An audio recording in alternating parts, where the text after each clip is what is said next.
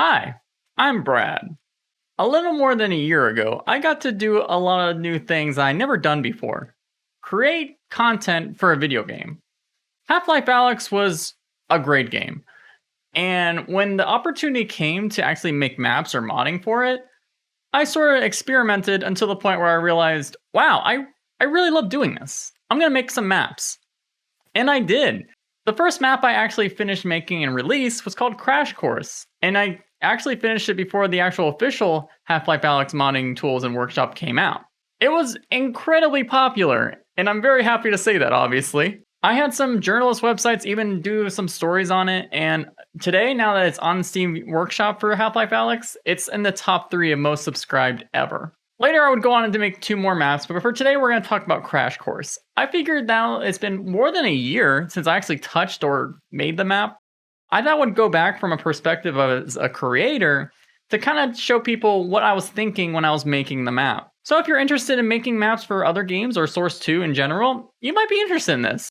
If you're not interested in making things, maybe you'll notice some things that I actually put in the map that you didn't actually know when you played my map.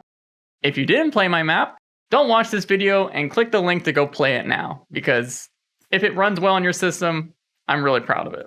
Anyway, here's my creator playthrough of Half-Life Alyx's Crash Course map by Sadly It's Bradley. Here we are, the starting point for Crash Course. What's actually pretty crazy is I haven't actually loaded this map in like a year myself, and I don't know, there's something weird about reloading into something you kind of made after a long while. It's like a whole new different type of nostalgia. I actually don't have too much to say about the starting area. It was not originally the intended starting area. I just kind of came up with it one day to push this concept, which I'll explain in just a moment. But the biggest cool thing was doing this for sure, getting the gun. Okay, good crowbar. This was like a cool idea I had, and a lot of people started doing it too, because it's just cool. Like breaking a glass to get a gun, that's a great idea. So basically, this room is supposed to be like some sort of biologist lab testing out on Zen creatures, but I literally came up with the story for this map at like the last minute. So yeah, you'll notice there's some really intense fog in this hallway. So back when the tools first came out, no one knew how to do fog in Half-Life Alyx. But once everyone learned how to do it, we were all just spamming huge amounts of fogs in our maps. And yeah, even I did that. It looks cool for this though. This is a creature in the files that was not actually used in Half-Life Alyx, at least not visibly used. So yeah, I just put it in my map in a giant stretch, whatever you put the snark in. So this button is supposed to be glowing, and it does glow a little bit, but there was a lot of playthroughs I watched people, and they didn't actually know what they were supposed to do. Part of it, again, is my fault as the map creator. A lot of people thought they could shoot this and get out, and I even had one player, they just gave up at this point. They did not look around enough, and they just got tired of looking. But yeah, all you have to do to really start the game is do that.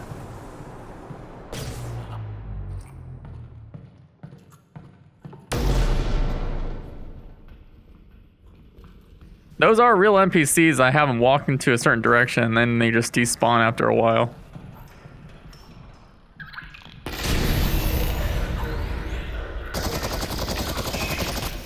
Yeah, I literally put that head crab there just so that it can die from this guy. And that's supposed to be an elevator if you didn't get that. I had so much fun creating that, honestly. Like, every time people saw that the first time, they were all just freaking out. They thought it was so cool. Alright, so you notice how everything's dark and I have a flashlight. Well, my original plan for this map was to actually have like no lighting and force people to use a candle as their light to get through this.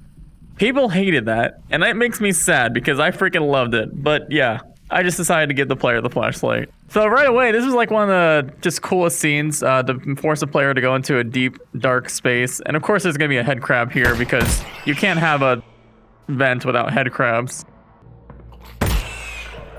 And down here, a lot of people miss this.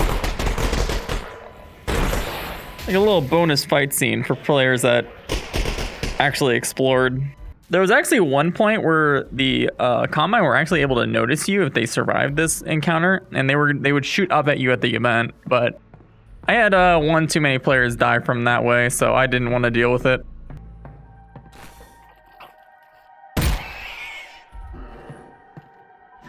All right. And here's the first open area of the map. Really, when I was creating this map, I wanted to see if I could make a giant map. That thing just threw something at me.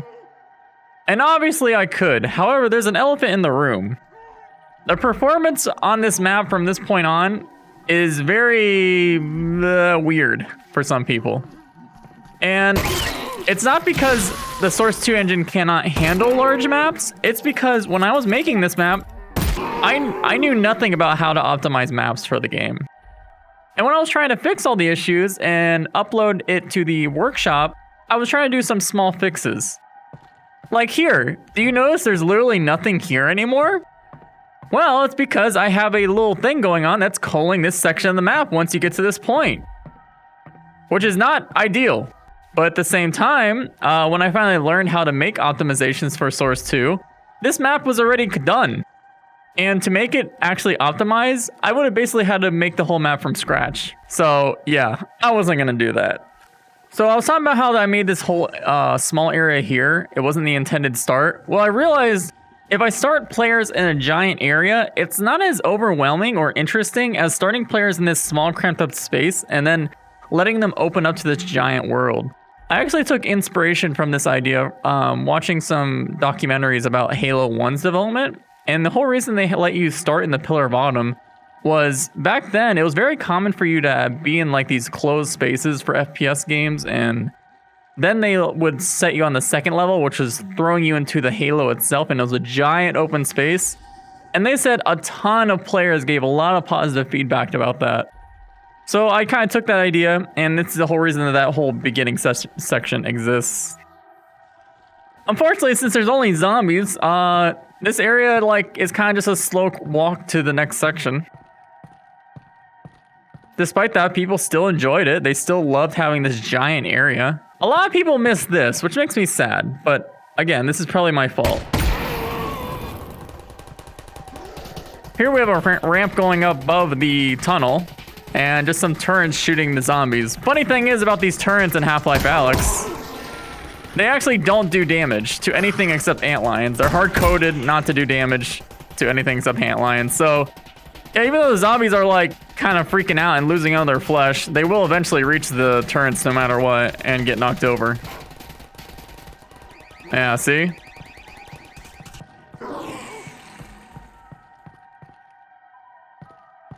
Alright, now we exit the tunnel. This is sort of the first main set piece. The Strider, it's supposed to be dead because it's supposed to be a war-torn area. And I just thought it was cool to have a Strider dead on a traffic pole. Yeah. People would freak out when they touch this thing and see it move and their head toward them. Yeah, that was kind of planned. Oh! This garbage can. If you know what's in that garbage can, because you played my map, tell me what you think about this garbage can. I bet a lot of people love that garbage can. Also, for people who do not know, the fast head crab was kind of tested in Half Life Alyx, but they decided it was a little too fast and too scary for some people. So the model's in the game, but none of the AI is in the game for it. So I just threw the model in here as a ragdoll so people can check out what the Half Life Alyx version of the fast head crab was going to look like. Yeah, spooky. So the fact that this map exists is actually kind of crazy because when I originally started messing with the unofficial Half Life Alyx modding tools, I was just doing fun experiments. And this whole area right here is actually the original starting area for all the experiments I was doing with. And the more I kind of mess with everything, the more I started getting ideas and wanted to actually make a full map. But yeah, Crash Course was born because I had so much fun making a map. It's kind of cool when things start that way. But yeah, originally for a while, the player was going to actually start here as if you just got out of a wreck from a combine transport. And then I just changed my mind. And now this is just a small little detail piece, which looks nice as a detail piece more than a starting location.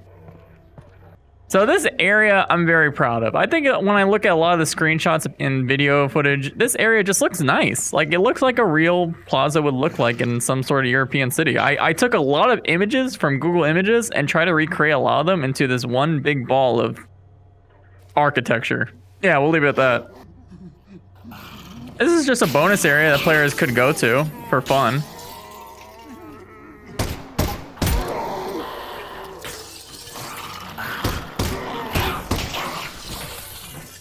It was also always fun to see the head crabs kind of fly through the window like that.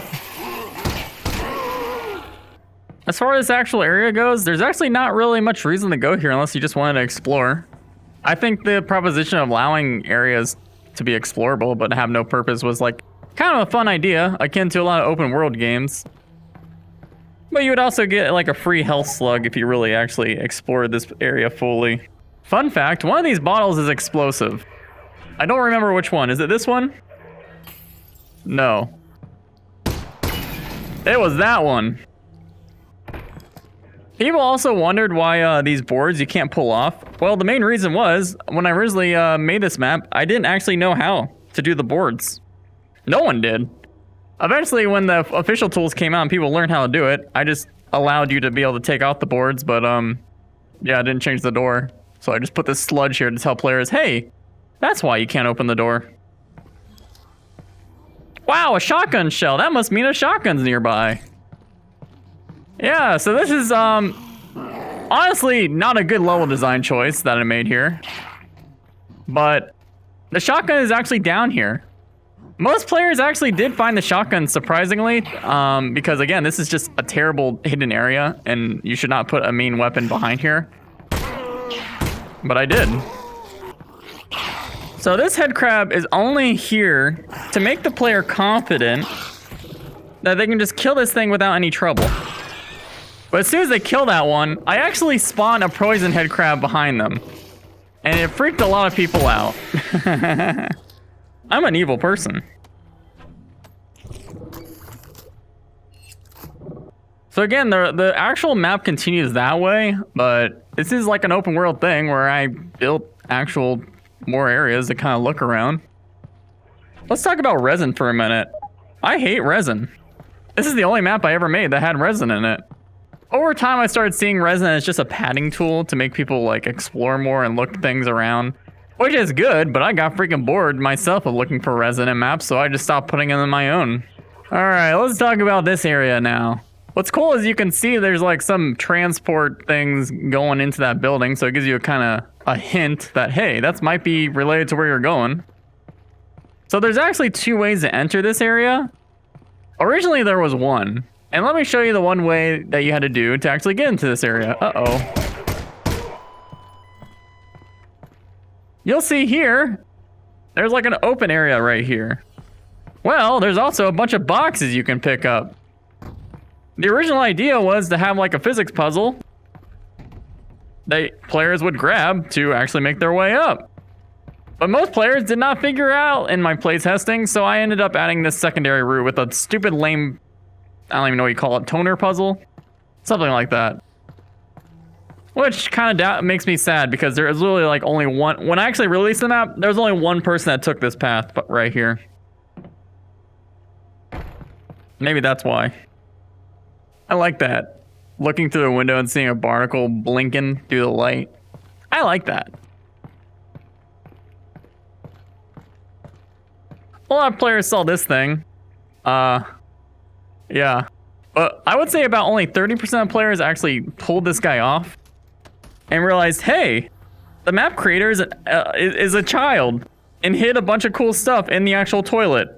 So there's actually two ways to enter this building. You can either enter through the window or enter through the bottom. I like to enter through the window. Both ways are pretty much the same, but this is just my preference. Mainly, this is why. If you enter through the downstairs, the combine will actually come running down the stairs to come attack you once you start killing the head crabs down there. But here, I made the door a smidge bit open, so if you actually took this path, you would be able to get a free shot on the combine. And this is my bathroom in real life. Oh, God! Okay, that wasn't supposed to happen. Ain't that nice to see a nice little water in Half Life Alyx? Yeah, there's like no water in Half Life Alyx.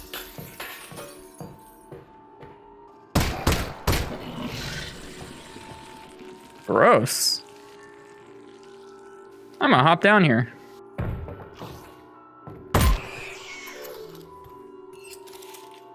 Interesting things about the combine interaction with the barnacle is if they're actually eaten, hold on a second. By the barnacle? Yeah, they just disappear. Their body disappears. They don't have an animation for anything like that.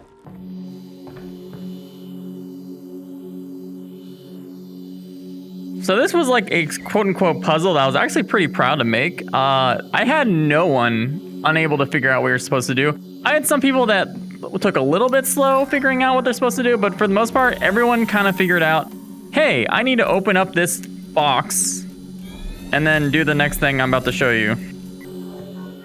The big hint is that red light. Why is that panel glowing red? Red usually means destroy.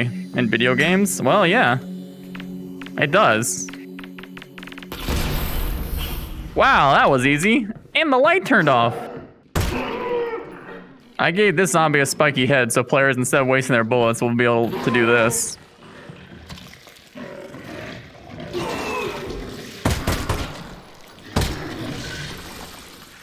Delicious.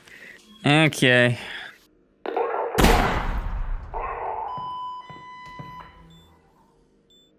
So I'm really proud of these next areas because this is a transition between two different buildings that are built right next to each other, which is why there's all this crap here. And I feel it's pretty seamless. A cool way to go further. This whole room you're about to see probably had the most thought put into it when it comes to gameplay design. Whether or not it was good gameplay design, I don't know.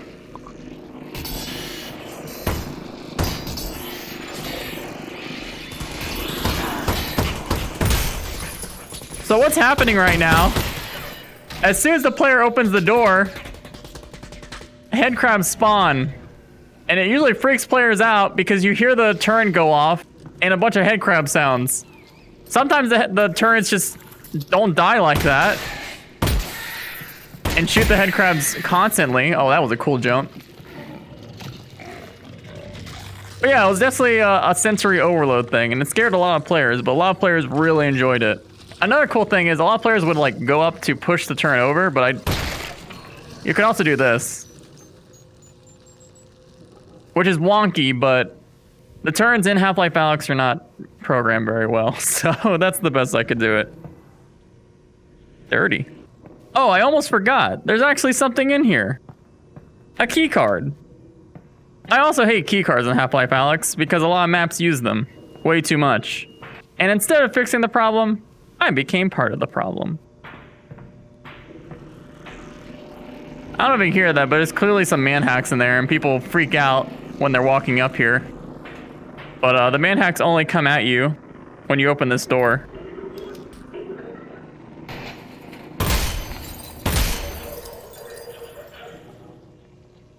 If you were somehow did not know there's man hacks there and walked all the way over here, the man hacks would actually come flying at you and sometimes would even activate the mine just by flying through it. Barnacle mine. Bad aim.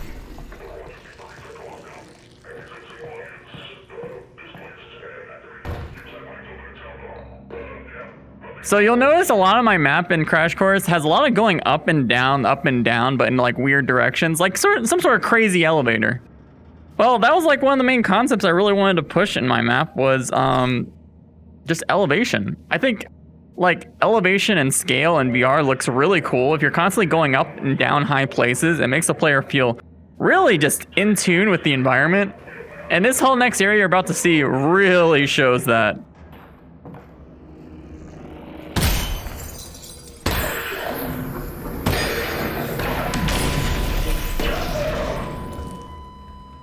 Gamer. So this is an abandoned elevator shaft that the Combine took over to make it one of their transport locations. I freaking love this area, even though it's like honestly not that visually impressive, but I just think it's cool. Up there's actually a shotgun guy, but if you shoot the board, he falls into a mine and dies. Yes. Thoughtful design. Rewarding players that really look at their environment. These ladders were hard to do for a while. No one knew how to do ladders correctly for a good bit of time. And with me, even when I knew how to do ladders, I kept screwing up doing the ladders. So a lot of people would die on these ladders constantly. I'm sorry if you died from these ladders. I did my best to fix them. But look how high up. I don't know if it shows it when you're in like watching a YouTube video, but when you're in VR and you're this high up, it looks freaking insane. There's also a guy up here. He's designed to die in one shot because a lot of players die from that guy because, you know, just sensory overload, not knowing there's someone up there and him getting a good shot on the player. It's best to just let people react and get one quick bullet on him to kill him instantly. This is a cool spot. Dropping down on someone to kill them, that's also pretty cool, I would say. Hey, remember I pointed out these transport system on the outside?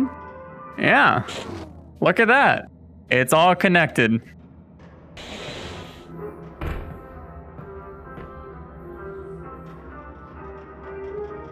Wow, a gun. This is the last gun in the game. That must mean there's not much of this map left. Well, player, watching this video, you would be correct. Wow, looks pretty quiet. It must be safe in here. Wait a minute, there's a guy here. Oh my god. All right, guy's dead. It must totally be safe now. Wait a minute, I hear something. Oh, frick. Oh, double frick.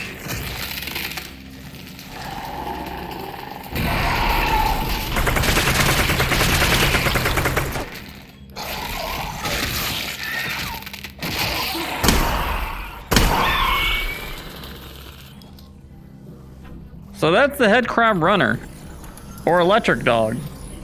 No one likes that enemy. I barely like the enemy. The only reason I use the enemy is because I thought it'd be cool to fight it in like a super closed space, whereas most of the time you would kind of fight it in open ones. And for the most part, yeah, people kind of did enjoy it in this closed space. Even though most of the time it would just kind of stand in there and that zombie takes over and shoot you. But if you came into the room and actually looked through this window, you would have been able to see the head crab just kind of sitting there. I wish I showed that.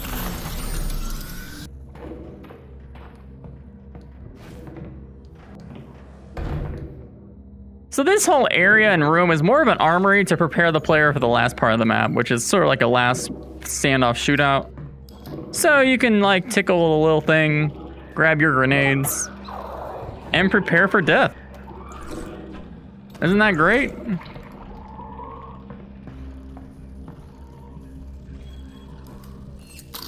One more thing I'm really proud of is when you finally walk out here. This is like my magnum opus of game design, thoughtful game design. A bridge that looks over all the trials you have faced near the beginning of the map, but from a whole different perspective. I don't think a lot of players really kind of notice it. They kind of skip through it, but I just think it's really cool to just, I don't know, see the whole map you just traveled from a different perspective. Now let's start the music.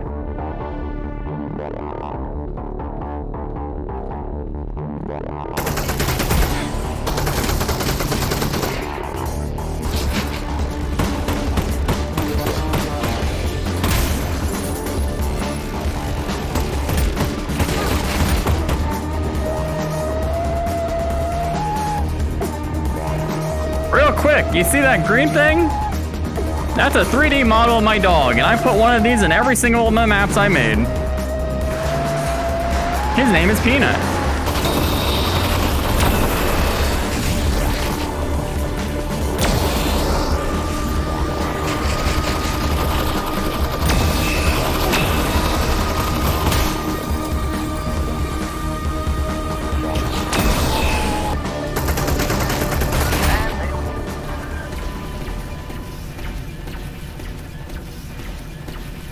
Well, that's the end.